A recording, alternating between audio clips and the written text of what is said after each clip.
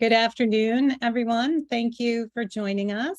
Welcome to Century Tech Foundation's Community-Based Solutions to Digital Advancement event. I'm going to ask for some assistance from my team to please move us along in the slide deck. And if you aren't already, I invite you to identify yourselves in the chat. Let us know who you are, where you're from, what organization you are with. We are very excited to have you all with us today. We are here to share with you some of the early insights and findings from our work with 5 community-based organizations in 5 cities that are focused on digital equity and that are innovating their programs to connect people to opportunities, primarily via workforce development. And to open up our conversation, we have invited a very special guest to deliver some opening remarks to you. I'd like to introduce you to Director Angela T. Bennett from NTIA. She is the Director of Digital Equity, the agency's first ever digital equity director, who is a longtime champion of the issues that we are all here to discuss and learn more about. And she and all her colleagues at NTIA are working tirelessly to move some historic opportunities for communities around the country to expand digital access and adoption. And I'm very excited and very honored that she is here to speak with us today. So welcome, Angela. Thank you so much, Marta. Good afternoon, everyone, and thank you for inviting me to join you today. As Marta mentioned, my name is Angela T. Bennett, and I'm the Digital Equity Director for NTIA, and I'm so excited to be here with you. The COVID-19 pandemic shed light on what many Americans already knew. Access to the internet is a necessity for everyday life, but too many Americans in our communities are without access to affordable, reliable, high-speed internet. And the people here on this Zoom know that all the speed in the world is irrelevant for the people lacking the skills to use the internet or connected device to access it. We all know that every single person is at a different point in their journey to becoming a digital citizen, and our hope is to meet them where they are and to provide the tools to help get them there. Under the Biden-Harris administration, the Internet for All initiative will meaningfully address the fundamental economic, educational, social, and health-related inequities in our country by connecting Americans and closing the digital divide. And local engagement is key for developing inclusive solutions that connect the members of our communities who have been left out and left behind for far too long. As Marta shared, through my previous work in serving communities, I know how critical those relationships are for ensuring that historically marginalized communities are included in planning conversations, particularly communities of color, rural communities, and older Americans. So when we talk about local engagement, we're not talking about the check the box engagement. We're not even just talking about helping the community get a seat at the planning table in type of engagement, but we're talking about going to the community's planning table and asking them, how can we show up and hold space to support them in achieving their dreams so they can thrive?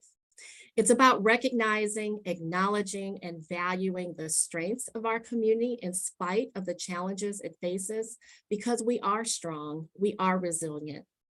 If you look at my signature on my emails, it says, we're the change we've been waiting for, because we are. We just need a chance and access to the resources to make it happen. That's why I am so enthusiastic about the work that you all are doing to empower and support our communities. And I'm anxious to listen and learn about your amazing work and learn how I can be supportive.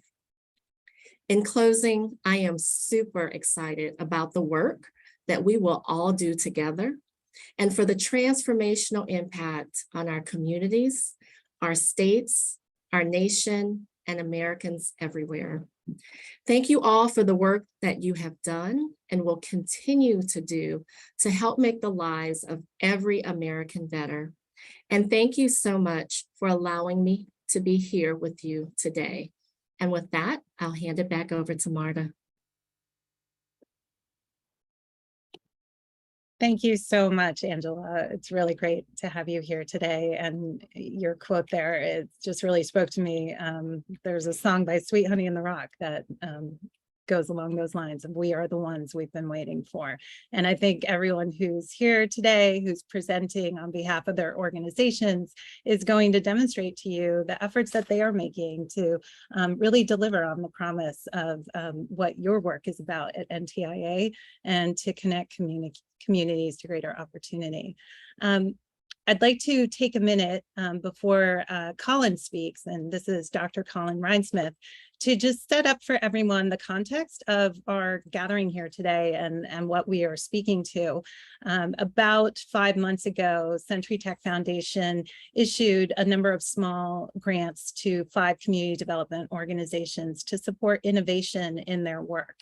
These are organizations that might first identify as digital equity organizations, or they might not, but they have all come to a common place of recognizing the critical role of digital access and adoption as a means to connect people to economic opportunity, which really speaks to what we believe at Century Tech Foundation, which is in our mission of promoting digital advancement, something which we see as a civil right. And what we define digital advancement is really it's an approach that seeks to leverage investments in technology access and adoption to help build a more inclusive digital economy. So it's the what follows when you have broadband infrastructure and when you have programs that promote adoption and skills building.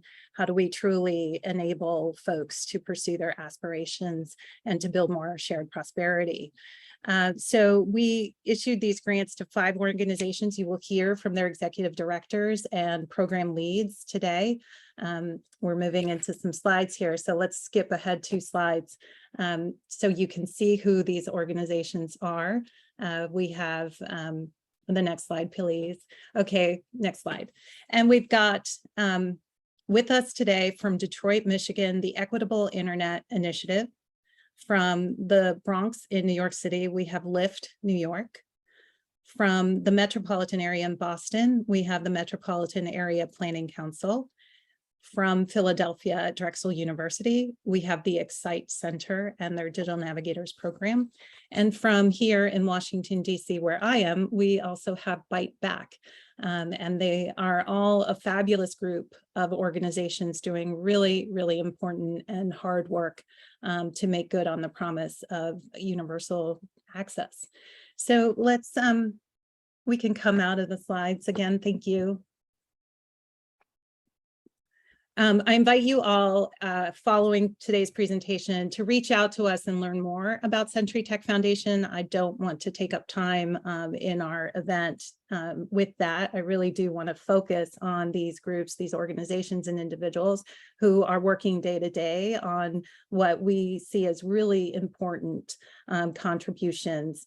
And you will hear about a range of models. You will hear about 2-generation models. You will hear about work with public housing agencies working in collaboration with one another across jurisdictions. You will hear about support for parents, partnerships with universities, and collaborations with community-based organizations. So really, really powerful models. And I'm excited to introduce you to Dr. Colin Rhinesmith, who we invited into this project with us. We wanted to be able to have a sense of what the value was of our investment in these organizations. We are approaching this as a learning experience as for us at Century Tech Foundation, because we want to know what works and where the opportunities are and where the barriers are, because we'd like to think about how we help other organizations on board to this type, these types of efforts. So we invited Colin to do a qualitative assessment. And that would be both of value to us as Century Tech Foundation, but also to the grantees, the cohort of digital integrators programs, so that we could think about evaluation in the context of this work. And I will put a note on this to say, I think this is very important. At the end of the day, how we measure digital equity and how we measure the impact of investments in digital access and adoption is really important. We don't have equal and shared definitions across practitioners. And it's something that, you know, folks don't always have the capacity, whether it's the human capacity or the financial resources, to do quality studies of their work. So we also think that this is an important element to discuss in how to better support efforts on the ground. With that, I will turn it over to Colin, and he can set up for you his presentation. Thanks for being with us today, Colin. Thank you so much, Marta.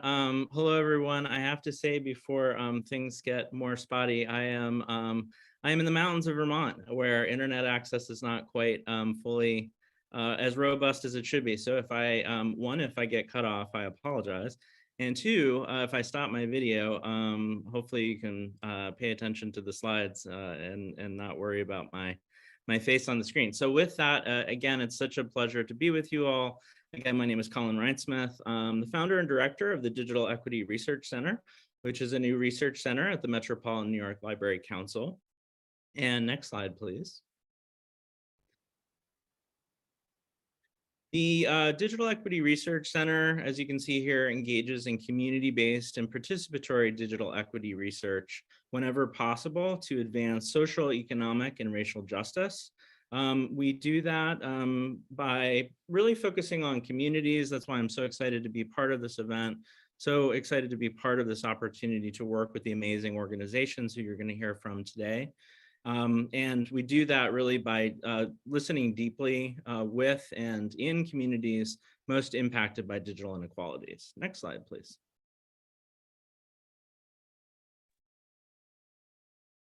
So as you can see here, there were two primary goals to the evaluation. The first being to design and implement an impact measurement framework to evaluate the Digital Integrators pilot program over this short time, but in a way that could be useful both to the Century Tech Foundation and the organizations involved in the pilot, but also to be able to use the framework for evaluation to identify opportunities for scale and to provide the digital integrator partners with qualitative analysis about their work. Next slide, please.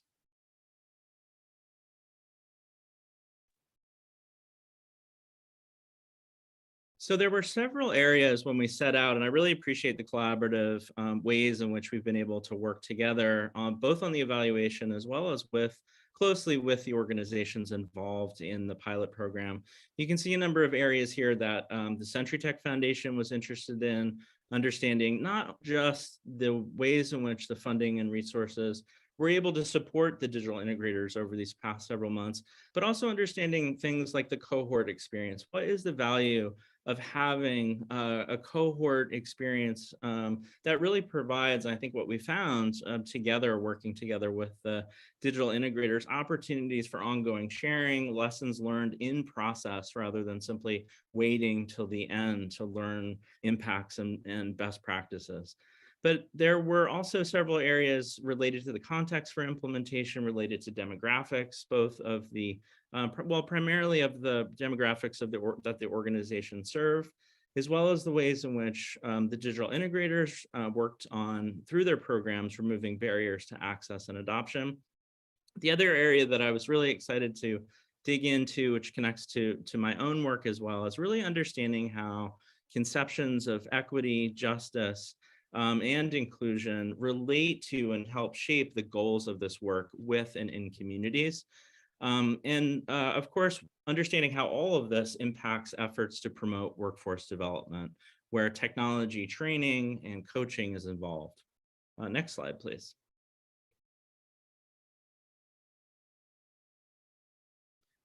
So there were several research questions that we were interested in asking to help guide the evaluation research. Two of them are here, which are, how are digital integrators leveraging existing programs to promote digital advancement in and with their communities? Also, how might the Digital Integrators Pilot Program foster innovation within motivated digital equity community organizations? And there's sort of an overarching question around the role of philanthropy in supporting digital equity work, which was, of course, incredibly important at this time as states are ramping up their digital equity plans, of course. What role can philanthropy play? Next slide, please.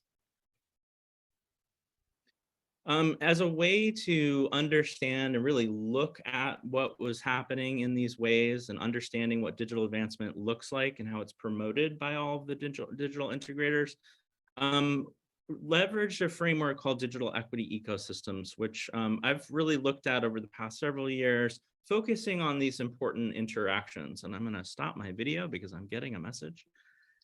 Important interactions between individuals, populations, communities, and their larger environments that often involve social and technical factors that all play a role in shaping the work to advance more equitable access to technology, but also addressing the underlying structural inequalities that shape and impact the work. Next slide, please. So I was so excited when about a year ago or so, a group of students from Columbia University working with folks at in New York that really put together this wonderful visualization of what exactly we mean by digital equity ecosystems.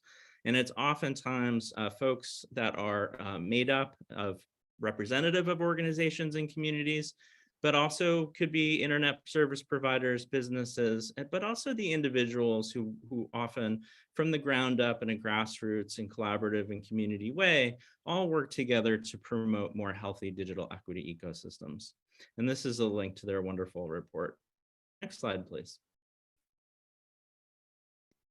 So getting closer to the findings, we're really in the preliminary analysis stage of this work, where we've been able to interview all of the wonderful individuals who are on the call today, gave their time. We're really appreciative of that to understand their work with their communities. 3 key areas rose in this work, looking at workforce development, project design, and evaluation in particular, which, as you can see from the overall areas of interest, were 3 key areas that we are particularly looking at right now. Next slide, please. So one of the things that I want to present today is when, I was so excited to see that the Century Tech Foundations frame this as community-based solutions for digital advancement. And what I want to do now is to kind of really explain sort of what I'm finding, what that actually means. What does that look like? How do we break down and sort of articulate and operationalize these different areas? So one of the key takeaways from this work so far is that meaningful community engagement, intentional community partnerships, and strong community relationships are key to achieving digital advancement. Next slide, please.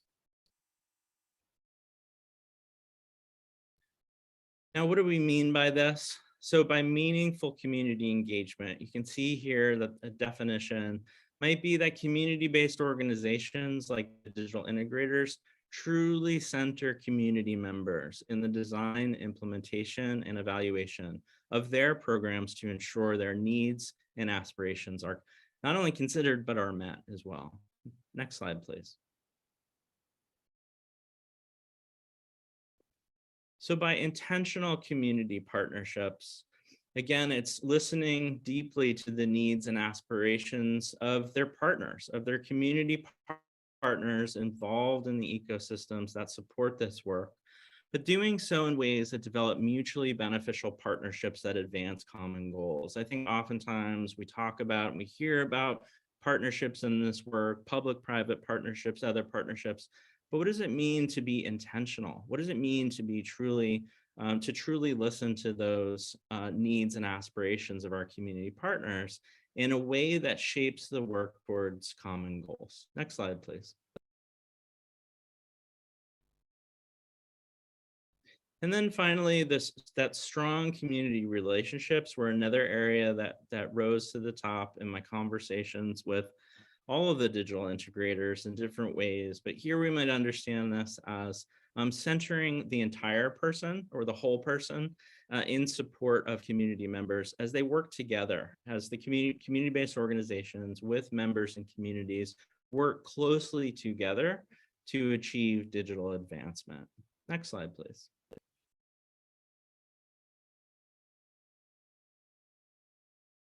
So, and what we're really finding, I think, across all of these different evaluation areas is that really you can create several different matrices.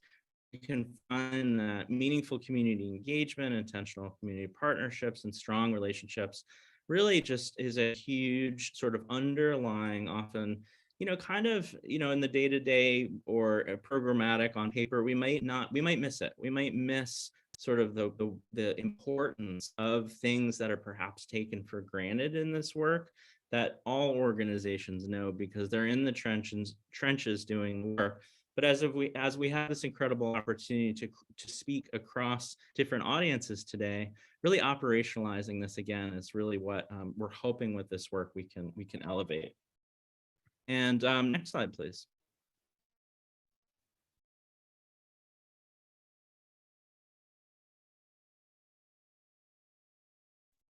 Okay, so just in the remaining slides that I have, I'm not going to go through all of this, but essentially what we're doing is really mapping out exactly what it looks like and how do these different factors sort of interact with each other. So for example, with Bite Back in this slide here, we see that community engagement was absolutely key in the development of their 2-gen model of digital skills training designed for primary caregivers and their children. And that the community partnerships, the partnership between Bite Back and Martha's Table in DC is just so critical. And we can even see that Martha's Table, centers community in their work in a way that is, visual and visible publicly through their website, but also in the development of the program. I think it was exciting in talking with Sharon, hearing how that not only listening to community partners shape the needs of the sort of inform the development of the program, but it actually, as she said, created the equivalent of family literacy in this, or family digital literacy, creating this sort of 2-gen model, which is really exciting. And then through each of these slides, I have sort of digital advancement, what I'm calling sample indicators, as a way that we might measure and understand the impact of the work. Next slide, please.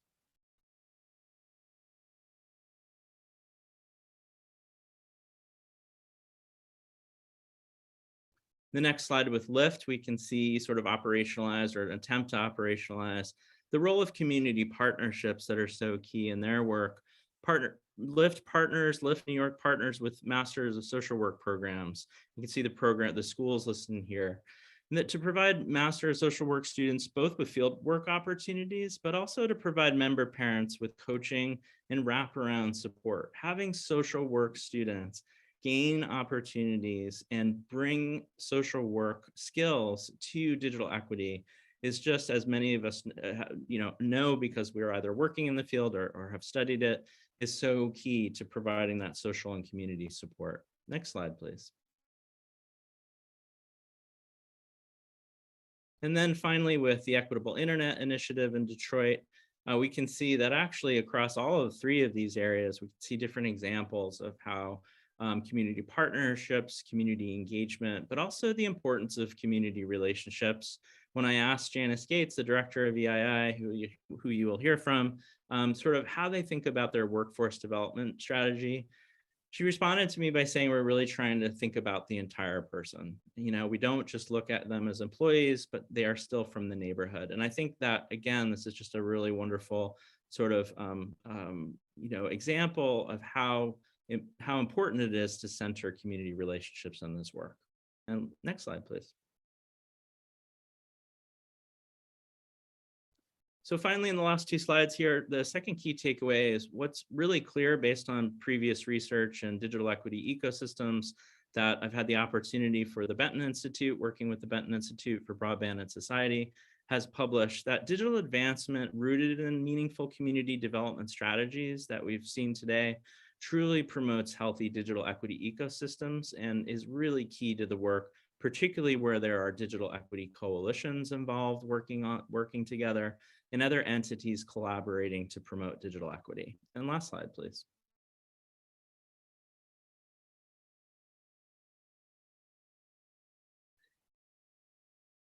And finally, centering digital advancement in this work in the way that's rooted in community-based solutions can truly help states to be more thoughtful and intentional, I believe, in identifying the barriers and measurable objectives in a way where co-design is centered with those most impacted by digital inequalities in the upcoming state digital equity planning. And I think that's it. Next slide, please.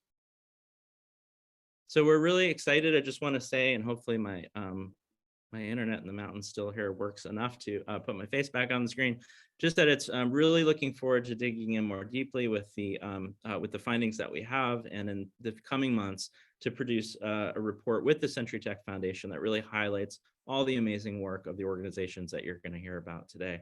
So thank you again for your time. I appreciate it. Thank you so much, Colin. Let's go up. Yeah, thank you. Excellent.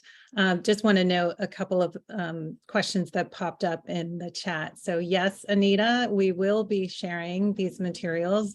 We'll also be sharing a recording of the presentation and make that available at a later time. So we are happy to share. Can we keep Colin on the screen, please?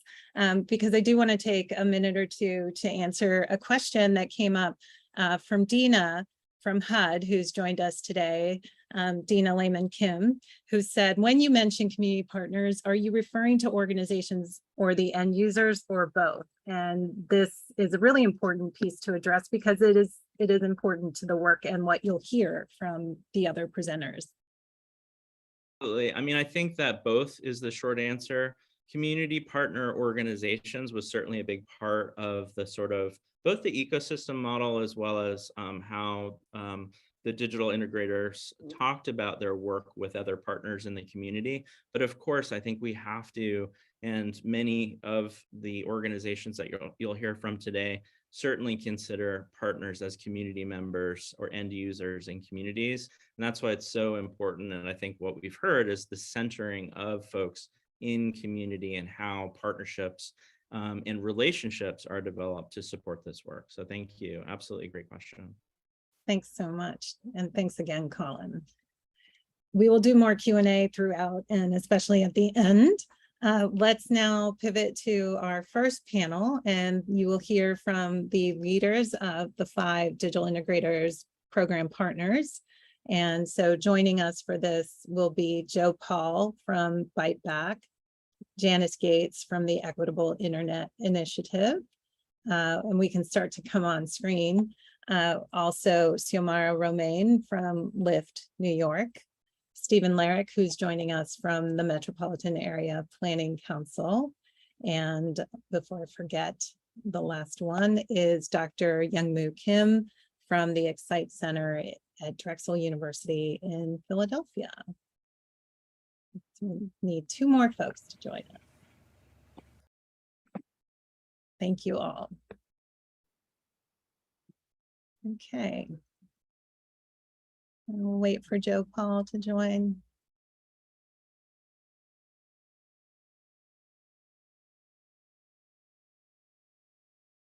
Okay, well, while he's getting back on screen, I'll just set this up. So we're going to take about 15 to 20 minutes. Thanks, Joe. For us to just have a conversation. And again, you see everyone's names and their organizations identified here. These are the 5 digital integrators program partners who have been working with us for the past 5 months to implement pilots in their communities. And we want to hear from you all today.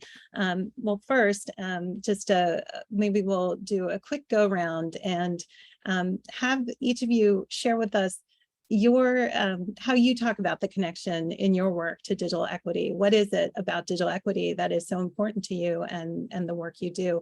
And we'll go ahead and I'll just go to who's on my screen here that I see next to me is Stephen Larrick from the Metropolitan Area Planning Council. Thank you so much, Marta. So hi, everyone. My name is Stephen Larrick. I lead our digital team here at the Metropolitan Area Planning Council. And, I think one of the things that's unique about our organization compared to some of the other organizations here is that we are a regional planning agency. And so that means that we approach digital equity from that lens and from the point of view of planning. And I think in the planning profession, for such a long time, we've had norms around housing planning, transportation planning, and kind of how that's done, how that's incorporated into the visioning process of community planning. And a big goal for us is to elevate digital equity to that same level of norms of how our communities planning to support their citizens. And our work has been focused on both kind of starting with that vision. And so we've been involved in digital equity planning with some of our communities here in the greater Boston area, and particularly some of our highest need communities, but also putting some of that work into action through pilot projects to bring public access networks specifically to housing authority sites and other low and moderate income housing. And as I think we'll hear from all of our panelists, this work to bring the kind of the literal access of a network will not succeed. It cannot succeed, nor will that planning work and that visioning work succeed unless, as we would do with housing planning or transportation planning, we are really thoroughly coming to the table, not bringing folks to our table, but going to the table of folks in the community who are needed to make this work possible. And so, so thankful for Century Tech's support in actually making sure, we've been able to kind of incorporate stakeholder mapping, focus group surveys, sessions into some of the way that we're actually helping housing authorities procure public access networks and actually implement those in ways that kind of leave space for the conversations and the actual project work that needs to happen, not from a regional planning organization, but from the folks on the ground who've been doing this work for years. Thanks so much. Excited to be here and for the conversation. Thank you. Thank you, Stephen. I think your comments are resonating with a lot of folks. It's not often that we hear of a regional planning council focused in on digital equity in the way that you all are. And I think it's an important example for others to be aware of. We'll hear more. There's a really exciting collaboration happening across 3 jurisdictions there that MAPC has been facilitating with housing authorities. And that's not another common thing we learn about. Xiomara, you are with Lift New York. And, I don't think you would have said, hey, we're a digital equity organization, but talk to us about where those two, your mission of Lift comes together with digital equity and how you see that as being so core to what you're trying to achieve. That's right. Thank you, Martha, for the invite and the ability to be a part of this amazing panel of presenters. I think Lift has worked with thousands of families to help break the cycle of poverty. Our approach is that we provide integrated financial education and employment coaching, along with direct cash payments to our families. Our program is unique in that we use trained coaches to really partner with parents to help build their well-being and financial strength. And so, when I think about who we're serving, and the concept of digital integrators and what we're hoping to achieve, I think about the demographics of our community. Of the 2,500 individuals that we will reach this year alone, 99% of them are people of color.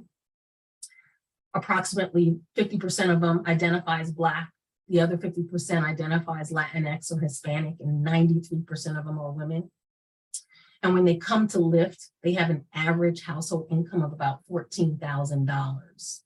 And so there's a clear connection. The data really shows the income level and race are significant factors in really contributing to the digital divide, and the growing gap between people who have access to the internet and technology and the people who don't continues to widen.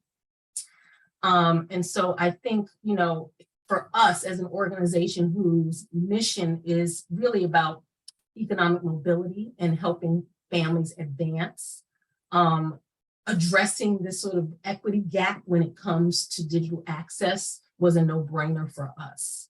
We pivoted to a virtual coaching program in March of 2020 out of necessity during the pandemic. And at the same time, that's when we really learned about supports that our families needed. And it really opened our eyes to the sort of rampant problems that existed in the South Bronx, the lack of reliability, the lack of connectivity. 50% of Bronx residents, don't have access to reliable broadband, and mostly because it's unaffordable. And so we knew that, in order for us to achieve our very ambitious goals of breaking the cycle of poverty, we would need to really take a deeper look at the issue of digital access. And so our first instinct was to make sure that we provided our parents and our communities with equipment, hotspots, laptops, so that they could, help their kids get through virtual learning, so that they could apply for unemployment benefits, and they could access and schedule food pantry visits.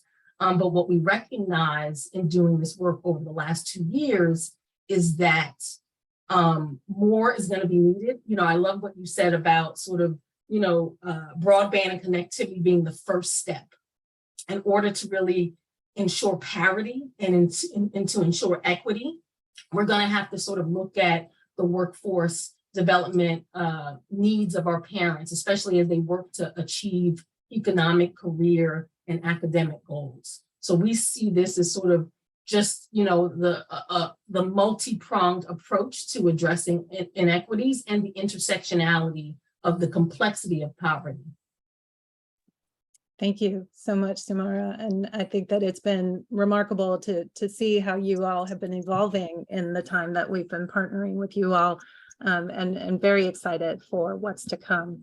I'm going to move next to Joe Paul from Bite Back. And Bite Back is a longtime organization in Washington, D.C. And Joe, I'd like to just invite you into this conversation and how, for an organization that, I remember 20 years ago plus working with Bite Back here in D.C. So you've been at this for a long time, but it's a new moment in this work in many ways, and would love to hear your perspective on that as the head of Bite Back. Indeed. First, thank you, Marta, for your leadership, and thank you for Century Tech Foundation for this partnerships and the opportunity to advance our mission. Special recognition to Angela Tide-Bennett with NTIA. So folks, for the next 30 minutes, I'm going to share with you, no, I'm just kidding. I have a few moments from my comments and I'm going to keep them brief. But I'd be remiss if I didn't mention how we approach relationships at Bite Back and how we approach the future as we're talking about digital equity. There's an African proverb that says, if you want to go fast, go alone. If you want to go far, go together. And so it's really through partnerships like these that we're going to solve this global problem. And as Marta mentioned, Bite Back's been at this for 25 years this year. Special shout out to all of you. You're invited to our gala October 14th. But we've been fighting for this for 25 years, and we haven't been at it alone. We've been fighting on behalf of marginalized and under-resourced communities for 25 years. And I think that's what a lot of the panel members have in common. Our common denominator is that we're fighting on behalf of under-resourced, underrepresented, marginalized communities who need access to this beautiful world of technology. And we know the doors that can slam open with technology and through digital support. And so we're moving fastly into a world where artificial intelligence, robotics, machine learning, automation is going to take over a lot of people's jobs, millions and millions. And so we exist to close that digital divide by partnering with a lot of you, making sure folks have the right skills for the future of work. So again, thank you so much, Martha, for the opportunity to share a little bit about Bite Back, what we do, and how we change the world. Thank you. Thank you, and happy anniversary to Bite Back. We'll move next to Janice Gates, who's in Detroit and is the director of the Equitable Internet Initiative, which you may have heard of. It's a wonderful example of many of the themes that Colin just highlighted. So Janice, you too, the EII has been in this work, and efforts have been underway in Detroit for a long time around promoting digital equity. Would love to hear how you're viewing the work right now. Thank you, Marta. Appreciate you having us here and on this panel. I would say that our approach is really rooted in place, as well as principles. We are, based in Detroit, which is a majority Black city, and our work is really rooted in the Detroit Digital Justice Coalition principles, that focus on access, participation, healthy communities, and ownership. When the pandemic first started in 2020, I know a lot of you saw Detroit in the news, and not for really good reasons. It was because the city was caught off guard. There were, I think, time like 40% of residents did not have access to the internet at home. 70% of the Detroit public school students had no internet connections at home, which made it really difficult for them when schools went virtual. There are plenty of reasons for this. One of them, primarily being unaffordability, especially in a city where at the time when the pandemic started, the median income was about $31,000. And all of the high speed, quality, affordable internet was really concentrated in Midtown and downtown Detroit, which has seen a lot of investment and economic development. And a lot of the corporate, what I would refer to as the more corporate ISPs really operated there, and the prices in the neighborhoods outside of there were really unaffordable for the residents. But, in Detroit, access to the internet has always been an issue. Up until I think 2019, Detroit was consistently at the top of NDIA's list of the most disconnected cities. Over the past few years, it has, since dropped to, I think, somewhere between, 13 and 15. Also, there's a history of redlining here that dates all the way back to the 1930s. And what we've noticed is that, those same neighborhoods that were redlined then are also facing digital redlining now by ISPs. And the neighborhoods that we work in, they are racked with unemployment, high rates of poverty, and those all play a role when you don't have internet access. So the reason that we started, the Equitable Internet Initiative was because we wanted to build deeper. We were already building mesh networks, but we wanted to build more efficient networks and connect more homes. We wanted to build with and not for the community. And then we wanted to really challenge this belief that just because you live in a certain neighborhood, that you can't have access to high speed quality internet.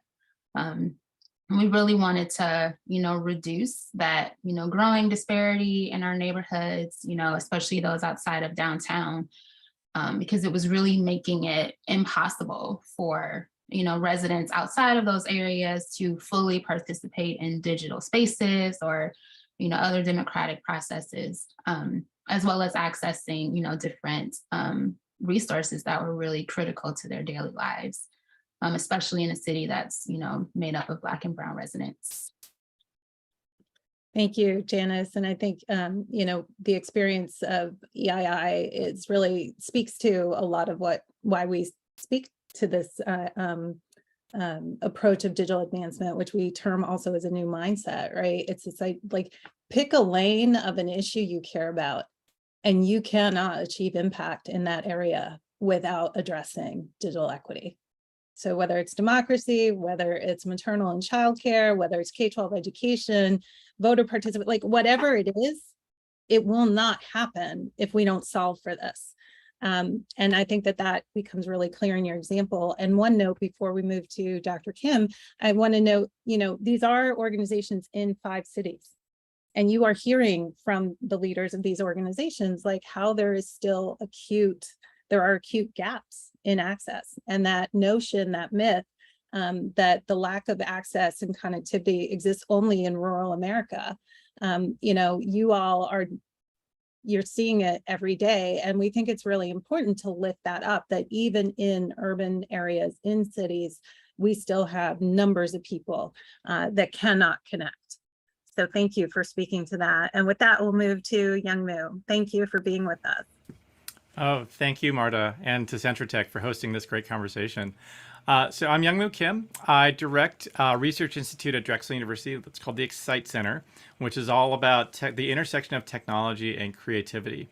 So Drexel is a large university in Philadelphia. We are an anchor institution, and we take that responsibility very, very seriously.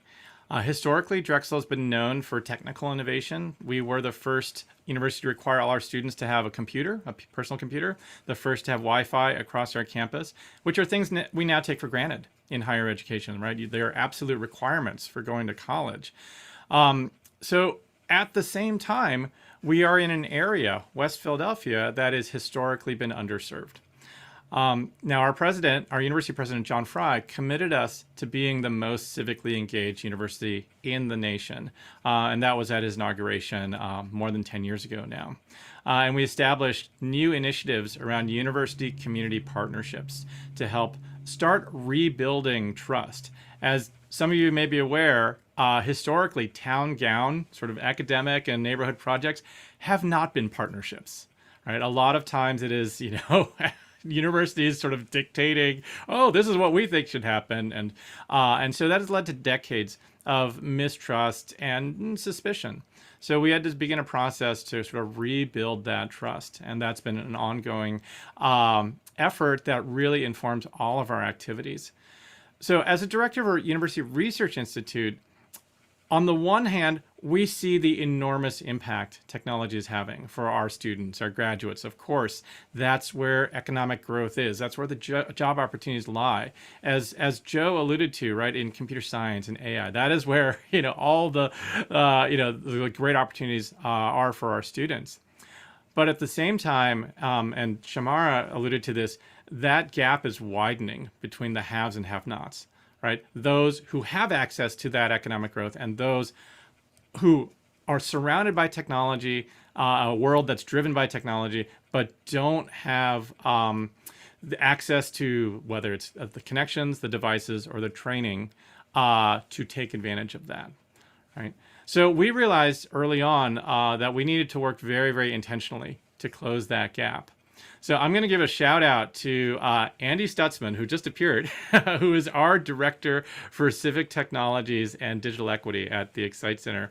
And he has worked on digital equity issues well before the pandemic. But of course, as was mentioned, the pandemic certainly brought things into sharp relief. So in response, because, Philadelphia schools going online for an extended period, he established our Digital Navigators program, which is a help desk. It's a community help desk for internet access issues, finding pathways to get free or subsidized internet, broadband to the home, for technical support, and for access to digital skills training programs that some are hosted at our university and some are hosted throughout the city.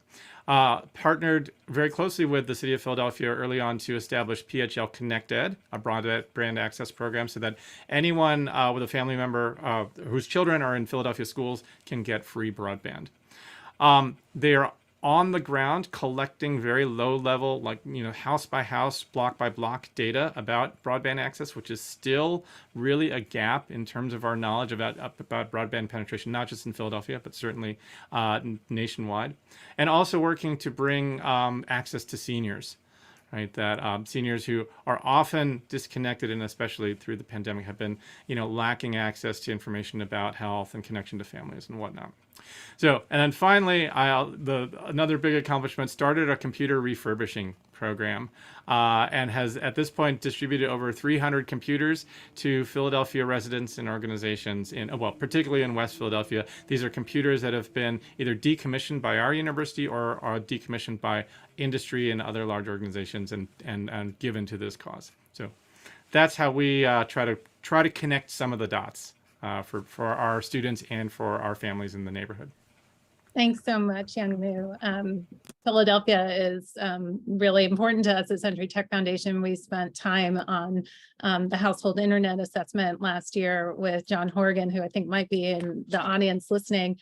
And the study that John designed, what it did show to us was how acute the gap was for older Philadelphians in the city, and the need for organizations like the Excite Center to do the work that you all are doing. I just want to call out the role of universities and how important that is, to provide the kind of support you're providing, but also as we get more into it, right, like they are backing up the work of Lift New York through that, coaching model, which they've been doing, and it's a career coaching model that now they're embedding digital equity into, but just also, career pathways and making those accessible to folks. So really important how universities are showing up in this context.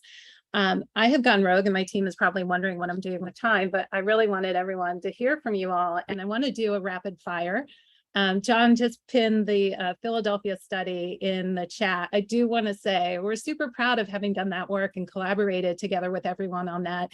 That study prompted Philadelphia to move to inform its executive order on digital equity. And it also informed its 5-year strategy on digital equity. So we're super proud of that combination of bringing together real data, real experiences of people on the ground with policy, because we know that then makes the work you're doing on the ground possible.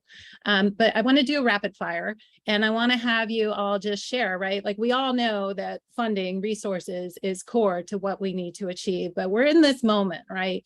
And sometimes it feels like drinking from a fire hose to try to keep up with what's coming out of the federal government and what you should be doing and where you should be positioning yourselves. Would love to hear from you all, just really quickly, no more than 30 seconds, like what would be most helpful to take your efforts to the next level, like in this environment, with the promise of these billions of dollars, your visions for your organizations for growth and scale. What is it that you most need? Let's just take it as a given, we all need the dollars.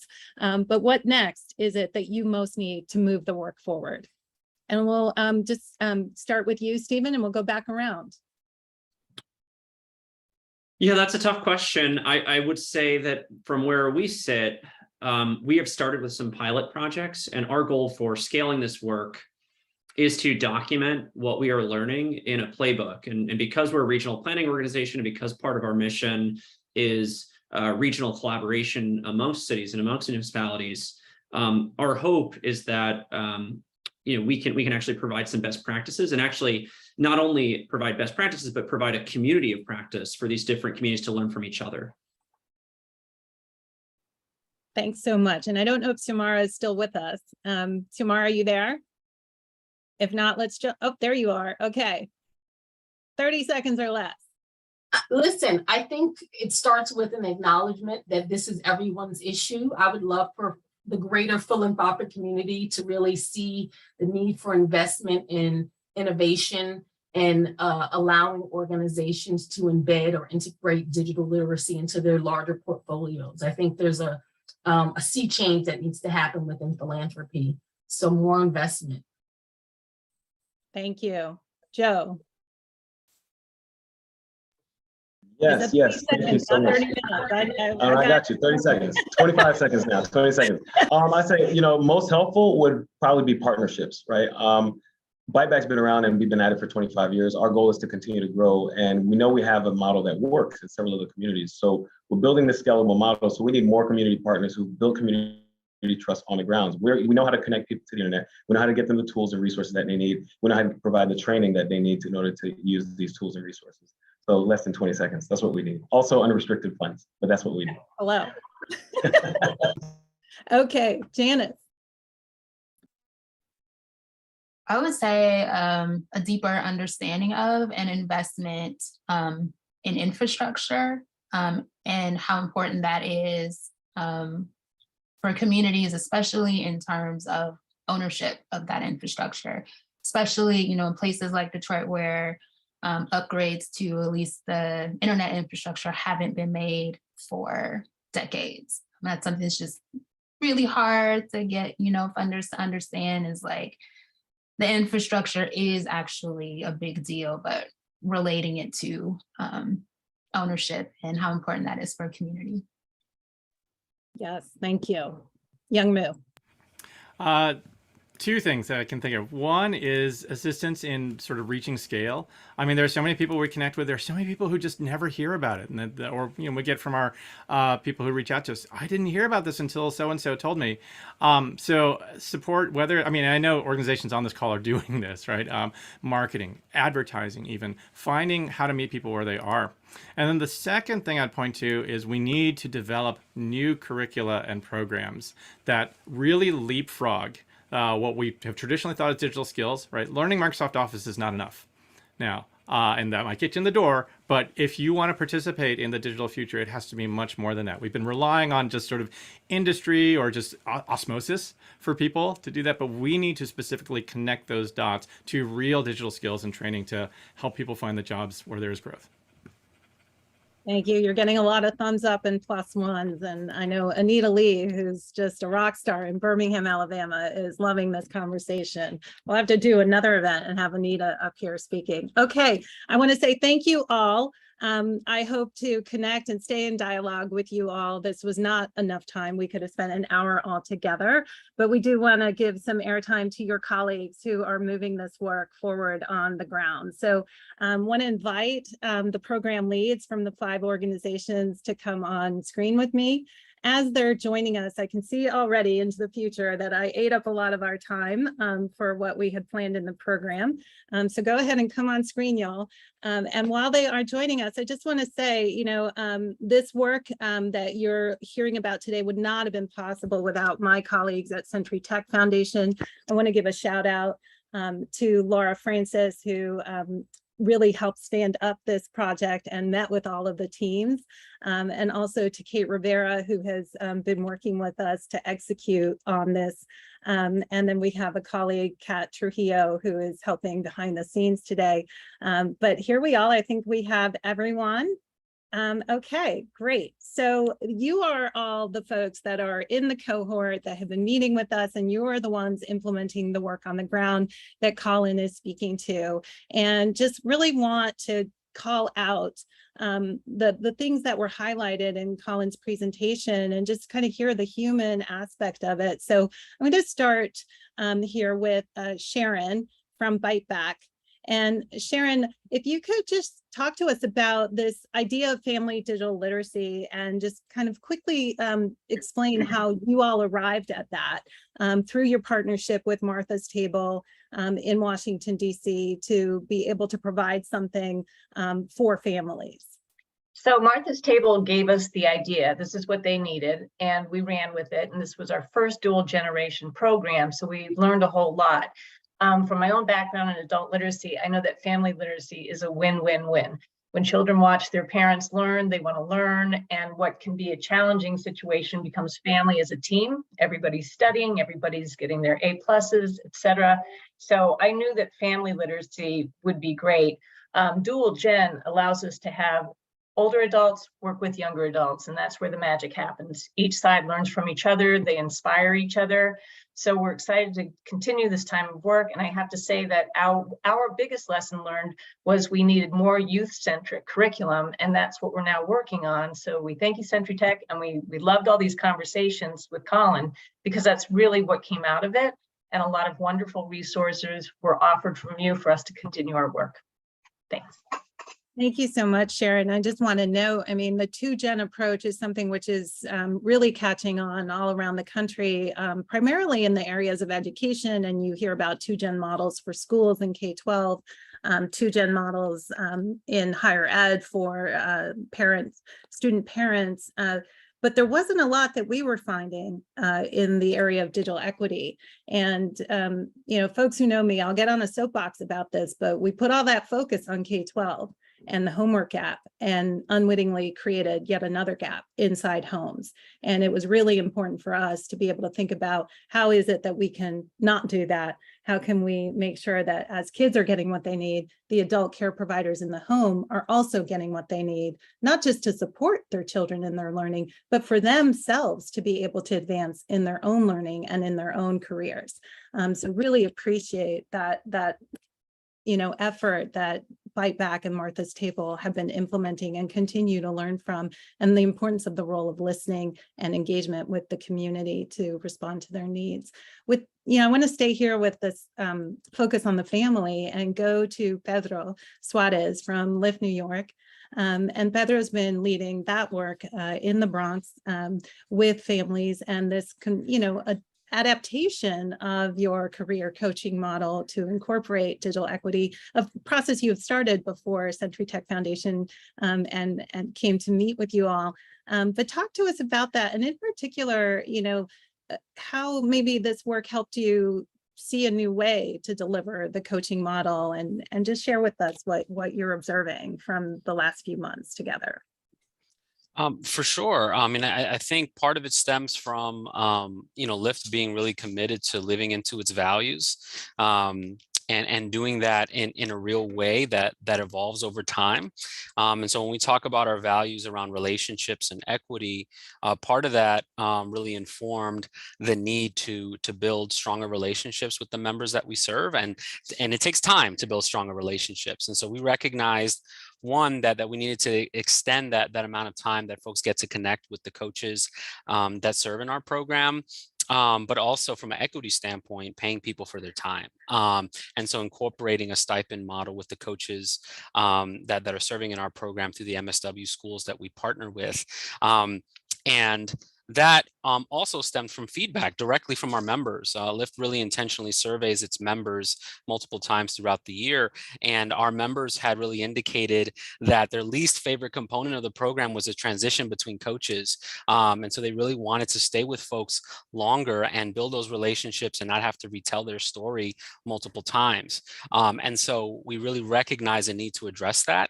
And our staff, our program staff had also indicated and named that we needed to address it. And so we really made that investment in extending that internship program to 12 months, fostering stronger relationships. But we also hope that it informs a few things. One is higher retention among our members, better data over a longer period of time as to what's working, what's not working, and consistency of service and the quality of the experience. Again, emphasizing quality over quantity, and deepening the impact with the families that we serve, not just the number of families that we serve. Thank you so much, Pedro. I love that. And, you know, that's what this support was meant to do, was really to help groups just kind of take observations and learnings and innovate and, you know, improve programming. So we're super excited to hear about that. I want to now move to Faye at the Equitable Internet Initiative and, you know, switch the conversation a bit to the role of employers, because, you know, you all are, you're straddling the line there, both as like a community organization that's helping residents connect to greater access and opportunities for adoption, but you also are kind of like quasi-employer, and then you're also engaging with employers to provide opportunities for the people that come through your work.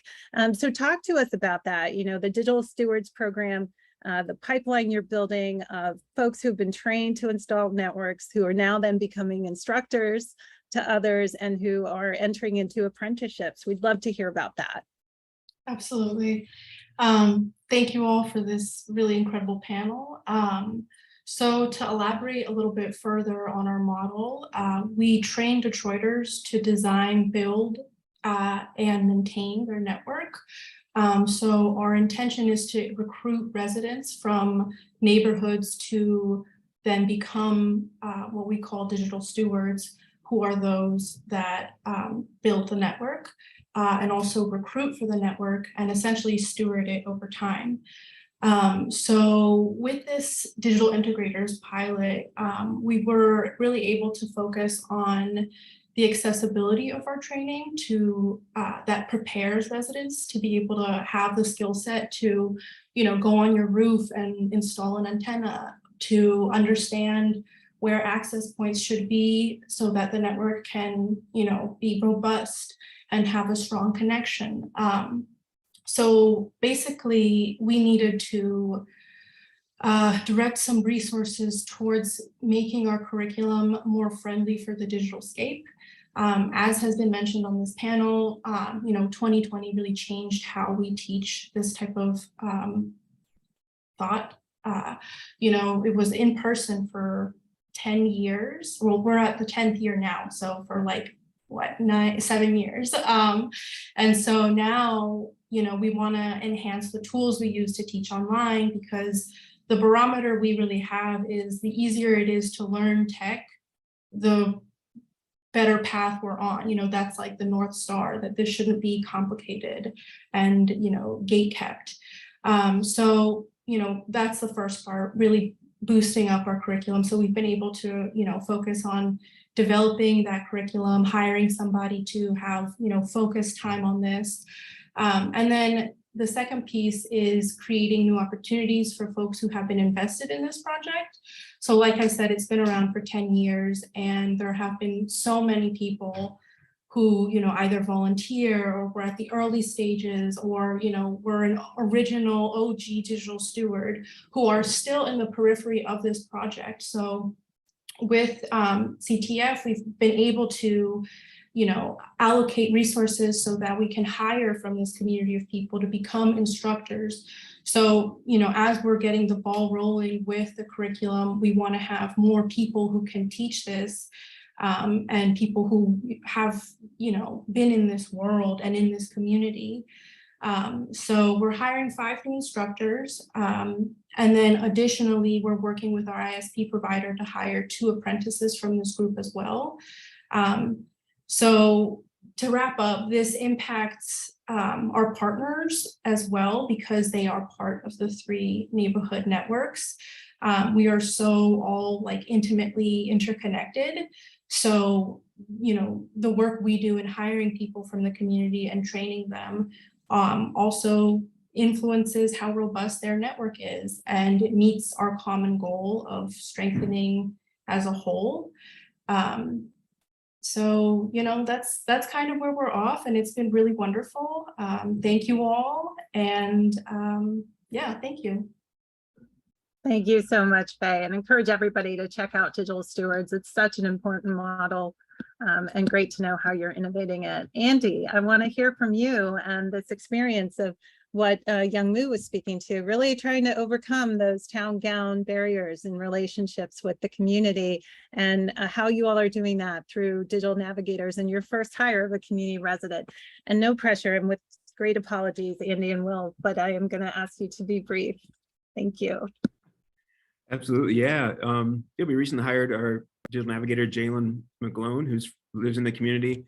And it's been great getting him involved with all the different aspects right now of actually doing phone calls, doing outreach events, helping out with some of the digital skills classes. But right now he's also he's kind of co-leading a program to train older adults on how to use tablets, and we're actually providing them the tablets at the end of that. We wouldn't have gotten Jalen if it hadn't been some of the previous work we had through our Promise Neighborhoods grant. So we've been lucky to have the Department of Education Promise Neighborhoods grant for the last 6 years within our region here. It's called the West Philadelphia Promise Zone. And with that, we've developed all those community programs, we've partnerships. And also we're very much focused on making sure that money stays in the community and hiring within that community, whether it's our outreach teams, whether it's our communications, folks like administrative team running the grants. So many folks in the region, the area, have been hired to actually help me administer the grant itself. And with that, we made those connections with Jalen as well. And it's just been great. The community knows the community. That's the biggest thing. They know who they're talking to. They know the difficulties people are going through, some of the struggles that are out there, and they know how to work with them. And yeah, so we're really happy to have Jalen with us, and hoping to see where that goes in the future as we are trying to develop more funds to hire more people directly from the neighborhood as well. Thanks so much, Andy. I love that. And I love the idea of, making sure that public investments stay in the community. That's really just wonderful. Will, talk to us about the Metropolitan Area Planning Council and how you all are coming at this work as an entity that's not a direct service provider. Sure. Thanks, Marta. Yeah, as my colleague Stephen mentioned earlier, I think that we take a regional approach to these things. We approach digital equity planning and broadband access planning in much the same way that we might approach housing planning or transportation planning.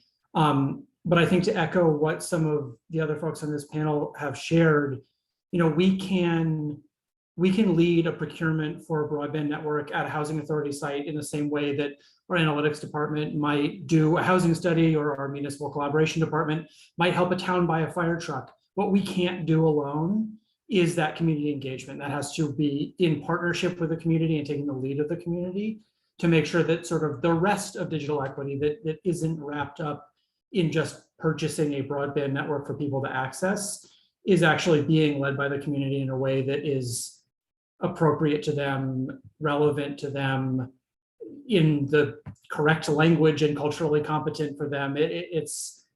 That is where we really have to build those partnerships rather than come in as sort of a technical advisor or service provider. Thank you so much. And it's so evident in the work. And I mean, I just continue to be really in awe of how those housing authorities are working together and, you know, how they recognize the value of your partnership, but also the local community-based organizations, because it is such a diverse community, and how to get this into housing is not easy. And so really appreciate that.